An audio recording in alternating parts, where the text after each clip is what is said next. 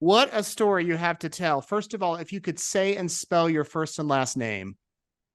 My name is Matt Berry, Mattberry. All right. So, Matt, take me back to this rock climbing trip. Uh, when was this? What date was this? This was August 16th last year in 2022. All right. And And you go ahead. it was in the Tetons in Wyoming. All right. So tell me what you decided to do. Who were you with, and what was the plan for the day? Yeah, so I was with my climbing partner and good friend, Sean Dunlop, and we were climbing what is the objective was to climb the Grand Traverse, which covers all of the major summits on the skyline, as you can see from basically anywhere in the park. And it basically traverses all the peaks you can see. I can't remember the exact stats, but it's something like 17 or 18 miles and like 12,000 feet of elevation gain of mostly technical climbing through the ridge lines up there. From what I understand, you're a pretty experienced climber. Yeah, I've been climbing since 2008.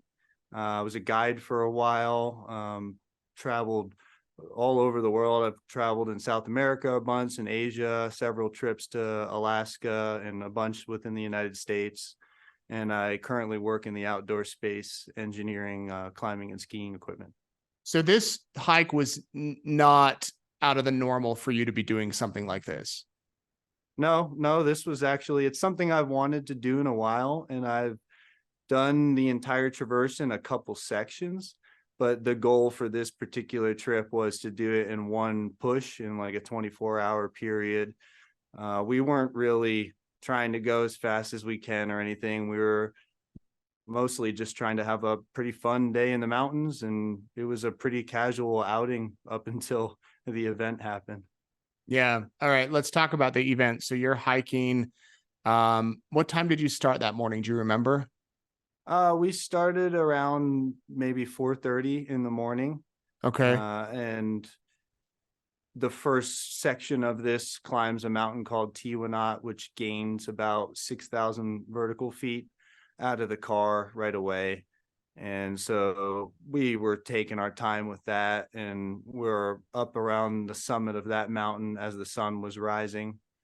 And from there, you kind of traverse along the ridge line, pretty easy terrain, mostly just hiking for the most part. And there's a couple parts where you actually have to deploy the rope to rappel down into a notch. And on that second set of rappels, right after we completed that, we were putting the rope away since the terrain got much easier again, and we were going to take a break and fill our water up and just get some snacks.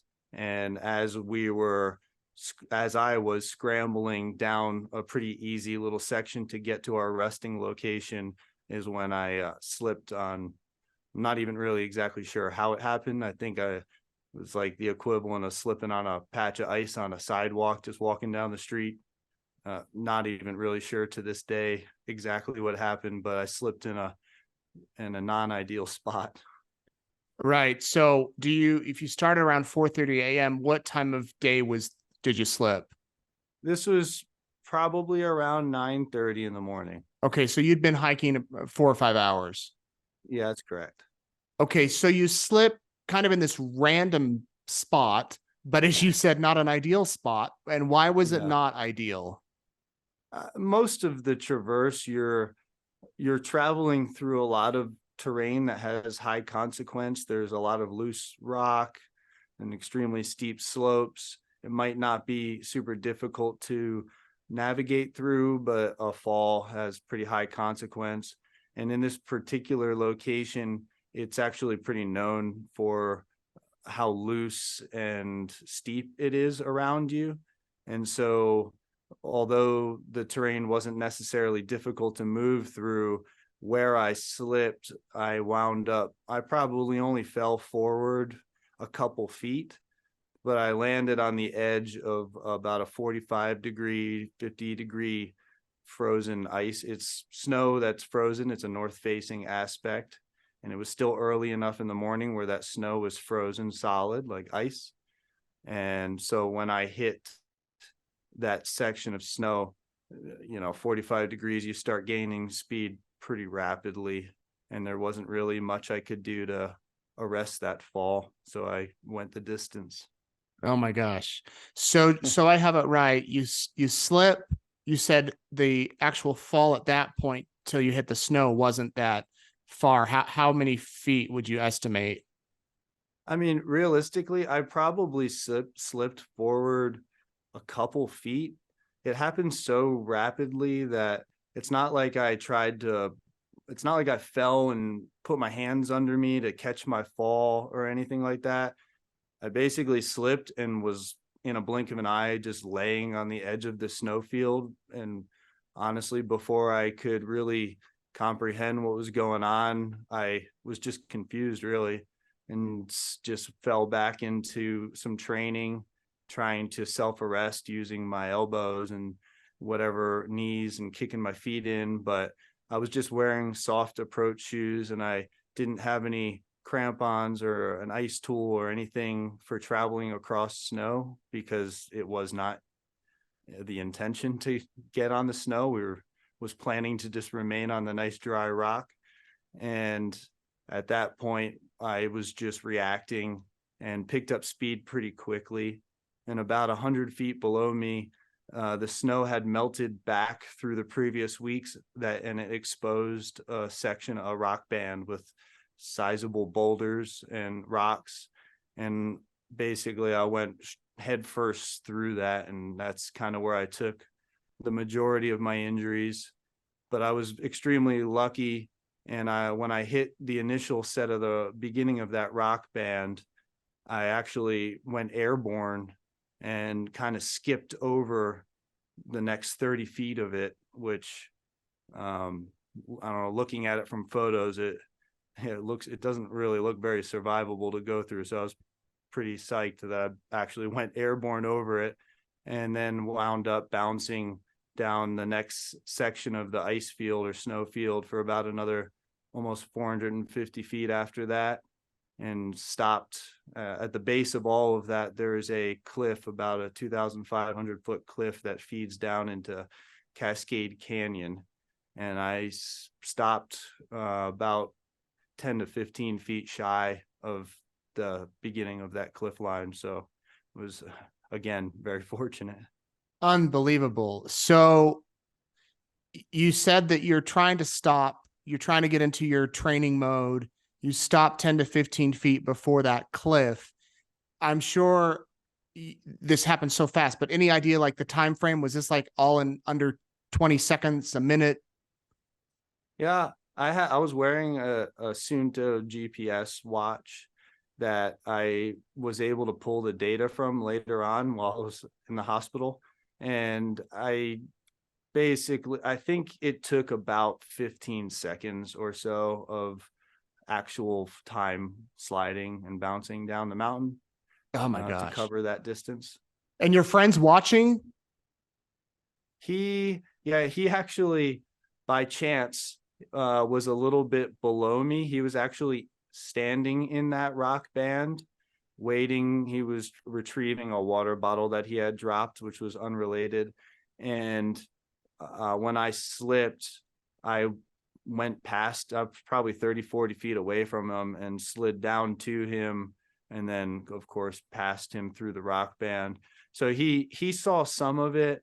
Once I went through the rock band, his view was obstructed and he couldn't really see me very well until the run out of that, where I ultimately came to rest. So yeah, he was able to see the beginning and the end of the fall. Yeah. And this happened so quickly. I was conscious the whole time, and I remember it very well. I didn't hit my head or anything like that. But it was so quick, I actually don't really have much of a visual recollection. But that being said, he was kind of yelling to me the whole time, just, I'm sure, in shock of what was going on. And because of that, he was yelling from beginning to end. I have it was like a weird memory of this audible, like his voice getting really, really close and then going far away. Like the movies. I'm envisioning this like it's a movie. Yeah. Yeah, it's pretty interesting. Yeah.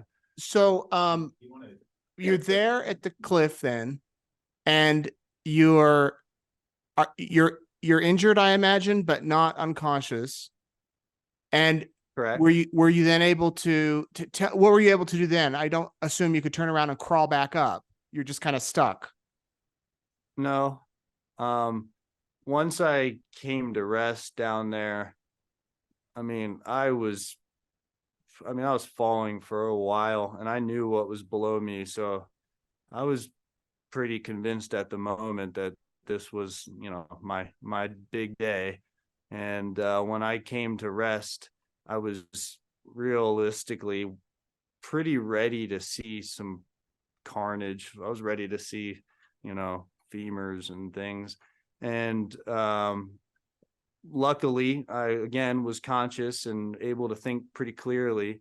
And my clothes were so shredded that I could actually see all of my injuries pretty clearly. And immediately, my partner was yelling down to see if I was okay or not. And I could see enough of my injuries that it was no doubt in my mind I wasn't going to be getting off the mountain under my own power. So I pretty quickly yelled up to him to activate our emergency beacon or, call 911 to activate the search and rescue team. Okay, so he was able to. You had a cell phone reception. He did. Yeah, my partner was able to coordinate the rescue. He actually did have cell service at the time, and he was able to phone it in. We did have a satellite beacon, emergency beacon, as what our backup plan is for these things. But yeah, he was able to call it in and have an actual conversation with a 911 operator, and which led to a conversation with the actual search and rescue team from the Park Service. Okay, so then you have to wait for them to come. So what are you doing as you're waiting on this ledge 15 feet away from death? How did you keep in the right frame of mind and keep it so that you weren't hyperventilating or focusing on the pain? Yeah, it's a good question. I to be perfectly honest with you, I didn't really have that kind of reaction. I mean, I think your mind just goes into a bit of survival mode. And I knew that just from training, and I've had some injuries in the past, nothing of this magnitude by any means, but I know that you basically have about 10-15 minutes of that adrenaline kicking in before you start stiffening up and it gets pretty hard to take care of yourself.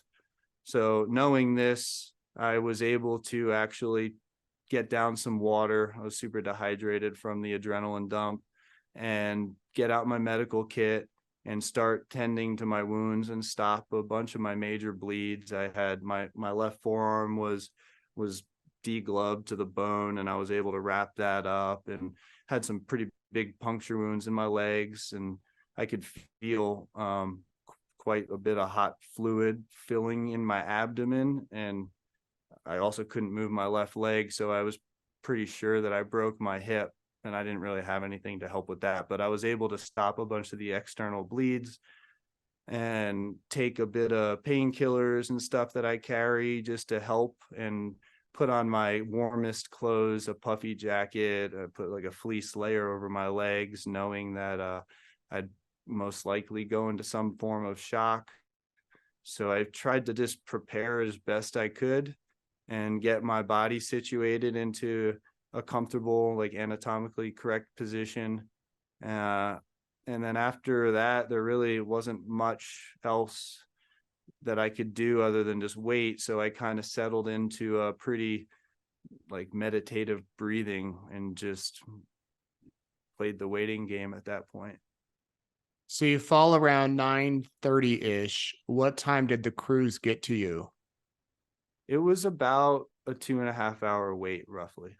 Hmm. And did they use one of those short haul like helicopter things, or did they hike Yeah, into you? there wasn't any way for them to get down to me. My partner couldn't get down to me. I actually had the rope with me and the climbing gear necessary to travel across the snow. So my partner was pretty helpless, which I'm sure was pretty frustrating for him. And they used the long line and short hauled in a couple rescuers, a medic and another rescuer, and then after they were on the ground with me, they went back and retrieved a third person with the litter.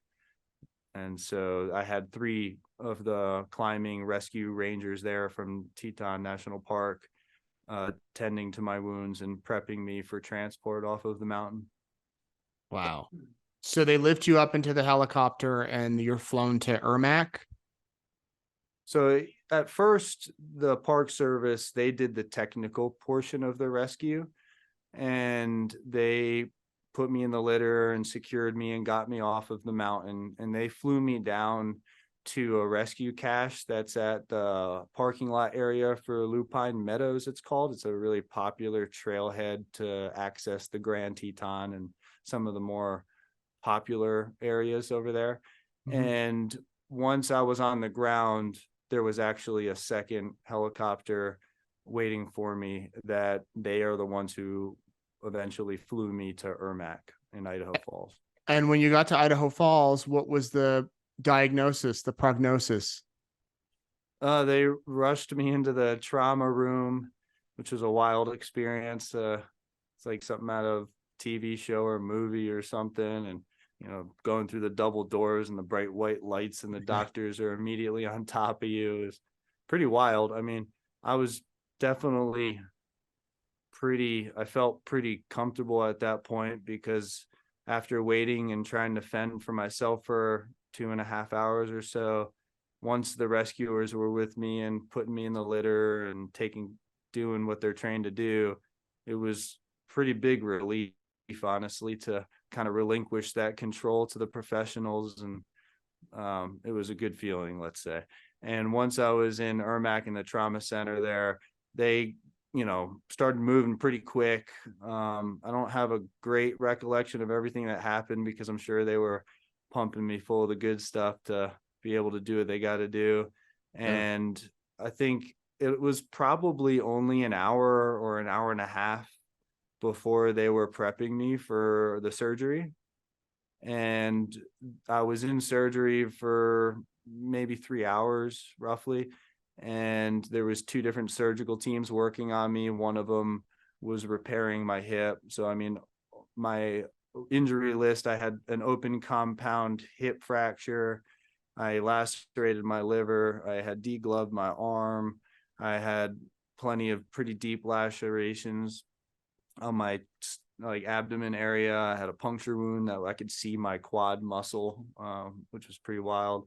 And I lacerated my left ankle open and messed up some tendons and ligaments and was able to see the bones there. So I had a pretty long list of injuries, and they were able to take care of them all in one long surgery with 2 teams working on me. The orthopedic team fixed my hip and my ankle, and the other team was cleaning everything out and kind of putting Humpty Dumpty back together again. Wow. So you never lost consciousness until they had to force it on you, until you had to go to sleep for the surgery. Yeah, I mean, I was kind of in and out just due to the medical drugs they were giving me on the mountain, to painkillers and stuff, so that they can work on me and I'm not guarding my wounds. Right. I actually don't really have a super strong recollection of much pain on the mountain. I think I was in some level of shock, and I was in a pretty deep, meditative state, really waiting for everything. But that definitely changed after everything was done. And the first few days in the hospital I was pretty aware of my injuries at that point, let's say. Yeah. What was the recovery like there in the hospital, and then starting physical therapy and rehab, I imagine? Yep. So I was in acute care. I was in acute care for about a week. The first, like I alluded to earlier, the first handful of days were pretty rough. I mean, I had like 103-degree fever for a few days, fighting the infections. I mean, there was quite a lot of rock and dirt that got into the lacerations and everything. They did a great job cleaning it out, and I was able to fight it off. And once the fever and everything subsided, then all the pain medications and that all started working a lot better. So everything became easier. And I think maybe even the second or third day, the PT started working with me and getting me on my feet. And I mean, it was pretty quick. Like the first couple days, I couldn't even lift my arms up off of the bed on my own power. And then maybe the third or fourth day, he had me up on a walker, going maybe 10, 20 feet at most, which was one of the more challenging things I've ever done in my life. I was pretty surprised by that, but I had my one foot I couldn't put any weight on for a month and a half. My right ankle was this super sprained, like a volleyball, and both of my wrists were sprained. So when you're using a walker, you have to press through your wrists and your good ankle, and it was pretty challenging. But I guess you have to put the work in order to get better. So that's one thing I know how to do. I heard in a moment of discouragement, one of the PT people said, challenge you to make it to the lobby or something, said that other patients had made it that far and that you could too, and then you did. Yeah. So after about a week in the acute care, I was sent up to the 6th floor in the rehab center, and the PT up there, Derek, he's the one who put this challenge on of making it down from the 6th floor in the stairwell from the 6th floor down to the ground level and back up to the 6th floor on your own power. And at first, when we went in that stairwell on day 1 or 2 up there, I couldn't even make it down a couple stairs without him having to pull me back up, and it felt impossible. But it motivated me super well, and they have like a really cool stair trainer up there, and I was getting an hour and a half of PT a day, OT a day, and then I actually would go out there and just work out on my own for a while. Not super great at just sitting around. And so my amazing mother and my girlfriend were with me the entire time while I was in the hospital, and we kept it super light and lots of laughing. Everyone's super happy. I mean, everything was looking really positive for a proper full recovery. So spirits were high the whole time, and I spent a lot of time up there just working out and talking with the other patients in the PT area. And I think all of that in combination really helped with the mental and physical recovery. And by the end of that week, I was able to make it down the stairwell challenge from the 6th floor to the 1st floor and back up. And then either the day that I was released or the day before, I was able to actually do it 2 times, which was just why not? Amazing. So how long were you in the hospital? I was in the hospital for just over 2 weeks. It was actually pretty quick. They believed that I would need 3, and I was able to get it done in 2. So it was pretty sweet. Well, that says something about you and something probably about the care you received. Yeah. I mean, like I said, my mom and my girlfriend were with me the whole time.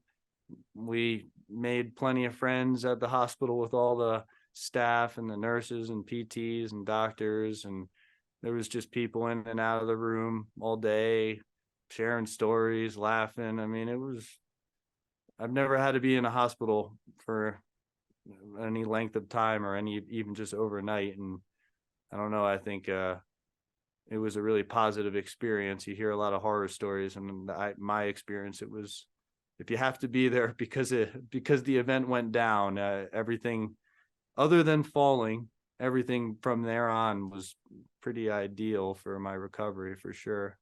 So here you are a year later. I mean, are you back to 100% ready to hike again, or are there still any lingering after effects?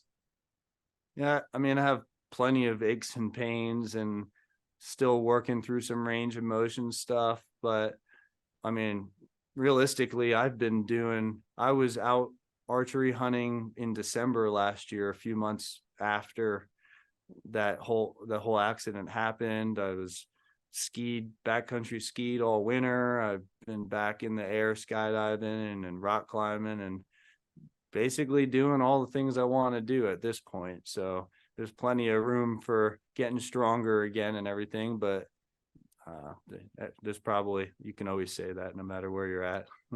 Do you want to go back and do the same hike? I mean, I'll probably go back in there at some point. Realistically, there's a lot of other climbing in the Tetons and elsewhere that is higher quality rock climbing, and I'll probably go do those first before going back over there. But Right. it's certainly on the list to go back at some point. It hasn't really scared me away from climbing or going back into the mountains. And in fact, about a month from now, I'm heading out to Greece for a little while to do some climbing out in an area called Kalymnos. And yeah, excited to keep spending time in the mountains for sure. Matt, is it true that while you were on the ledge, some blocks of ice or snow came loose and hit you as it was coming down that hill? Yeah. Yeah. Maybe about 30 minutes after I fell and the rescue was initiated by my partner, I was just waiting. And again, I was on a north facing aspect, which means early in the day, it's, still pretty shaded. And as the day progresses, the sun starts to warm up that north face. And a lot of the rock is, again, the Tetons are kind of known for this like loose, blocky granite, and it's frozen together. And as that sun is warming the north face, it starts to loosen things up. And maybe like 30 minutes after I had fallen, a couple microwave size pieces of granite cut off a few 100 feet above me. And I just remember looking over my left shoulder at them.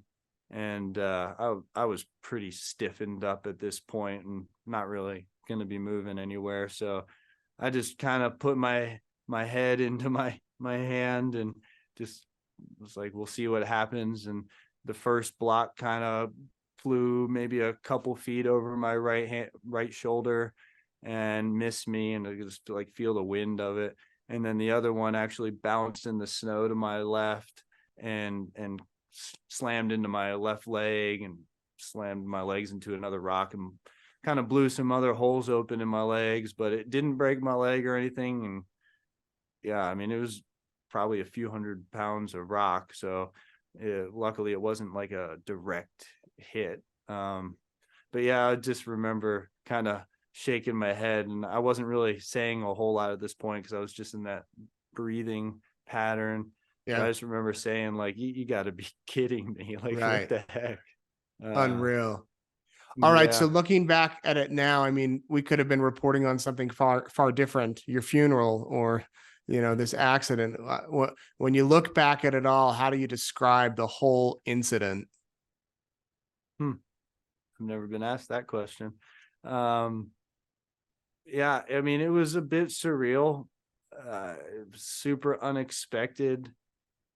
It's not like I was really pushing myself or doing some real rock climbing where I was intentionally taking on maybe some more risk, or, when you're actually in the middle of doing some of this, you're super hyper aware of your surroundings. And, there's always some risk that when it comes to these activities. But at this particular moment, when this happened, we were just having a casual conversation on a Sunday stroll. I mean, it was pretty unexpected. So I guess it's like, don't take things for granted. Anything can happen, all the standard things people like to say, but it's real and it could happen at any moment. And when it did happen, I feel pretty proud of how I reacted to the situation, and just super lucky and fortunate that I am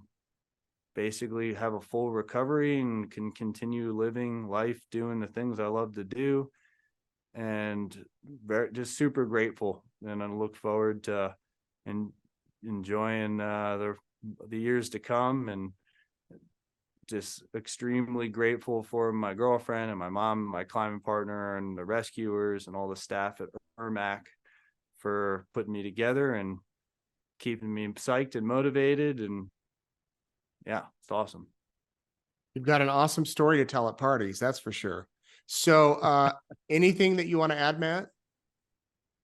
Not really. I think that pretty much covers it. Just again, thanks to the whole team in ERMAC and all the rescuers, and looking forward to seeing you all out in the mountains and the Tetons again.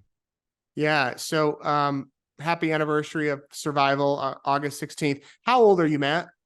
I'm 35. Okay. And which part of Utah are you from? I live in Cottonwood Heights, Salt Lake Okay, City. great. All right. Well, thank you. Do you happen to have photos, or does your friend, your partner happen to have photos of, probably not you falling, but anything that can visually help tell the story? Yeah, there's actually, I gave Brittany and everyone a bunch of like a Google Drive Oh, great. account that I have. So we're gonna package it for him. Okay, so it sounds like they're gonna package it. But yeah, there's a lot of footage in there. Again, I was on the mountain for 2.5 hours, so Right. and my partner couldn't come down to me, so he took plenty of photos and videos, not of the actual fall, but while I'm down there doing my thing with the helicopter pulling me off and everything. So Awesome. plenty to choose through. Great. We'll take care of you, Nate. Don't worry. All right, sweet. Well, thank you so much, Matt. I'm meeting with I believe the physical therapist tomorrow who worked with you. Oh, cool. to talk with them, and then we'll put this together. We get releases fairly frequently, news releases from the park that don't end like this, that end in tragedy. Or we probably actually got one on the day that you were rescued, and they normally send them out. So I'll have to go back and look at our archive. Yeah. I mean, it's great. I mean, there was a handful of accidents around the time that mine happened, and actually one of them he was at ERMAC for a little bit, and had pretty significant TBI. But either way, we've become, at least acquaintances because of this accident, and it's just small world stuff. So many small world things happened on that mountain. I mean, the one rescuer, the main medic, I actually had met him maybe 6 months earlier when I was on a climbing expedition in Alaska. Oh, wow. And, second time I see him, he's the one coming to my rescue. Oh my gosh. And then while I'm talking to him, one of his good friends and co-workers, a climbing rescue ranger, is someone who I know pretty well and work with on occasion. And so they radioed to each other and told David what was going on, and he radioed to my office, told my office what was going on, and they all activated. They got hotel rooms for my climbing partner and my mom and my girlfriend to get to the hospital. And I mean, there's like a lot of things that happened before I even got pulled off the mountain. So Wow. yeah, this, I guess, helps to be in the loop with the right people for sure in that sense. Yeah. Well, also you were the I don't want to say the right person to have this happen to, but you kind of were. You came prepared with all of the equipment. You knew how to go into the meditative breathing and not hyperventilate, and how to treat yourself and how to push yourself when you were recovering in the hospital. So, I mean, that's. And the Teton, like if you're going to have something like this happen, realistically, there's the Grand Teton National Park, the climbing search and rescue team there is one of the top teams in the world. Really, they're super professional, well trained, and it was a bluebird perfect day. If you're gonna get hurt like this, I mean, I'm lucky it was there, where there's a team of people that are ready to jump on a helicopter at a phone call's notice and come get you. Because a lot of other places I climbed down in South America and in Alaska and stuff, 2.5 hours would never happen, let alone even a helicopter getting launched. So Right. Um, Right. Yeah. All right, man. Thanks for sharing your story, and best of luck in all your future climbing expeditions.